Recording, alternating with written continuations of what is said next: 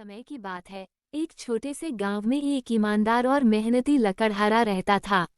वह रोज सुबह जंगल में जाता और लकड़ी काटकर अपनी आजीविका चलाता था। एक दिन जब वह जंगल में काम कर रहा था, उसकी कुल्हाड़ी गलती से एक नदी में गिर गई। लकड़हारा बहुत परेशान हो गया, क्योंकि उसकी कुल्हाड़ी ही उसकी रोजी रोटी का साधन थी। वह नदी के किनारे बैठकर भगवान से प्रार्थना करने लगा। उसकी सच्ची प्रार्थना सुनकर नदी की देवी प्रकट हुई। उन्होंने लकड़हारे से पूछा, तुम क्यों परेशान हो पुत्र? लकड़हारे ने दुखी मन से उत्तर दिया, माँ, मेरी कुल्हाड़ी इस नदी में गिर गई है और अब मैं अपने परिवार का पालन पोषण कैसे करूँगा? नदी की देवी ने लकड़हारे की सच्चाई को परखा और नदी में जाकर सोने की कुल्हाड़ी लेकर आई। उन्होंने लकड़हारे से पूछा, क्या ये तुम्हारी कुल्हाड़ी है?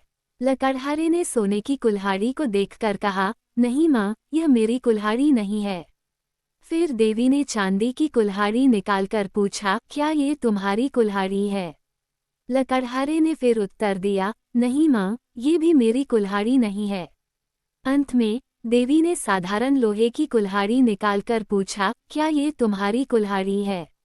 लकड़हारे का चेहरा खुशी से चमक उठा और उसने कहा, हाँ माँ, यही मेरी कुल्हाड़ी है।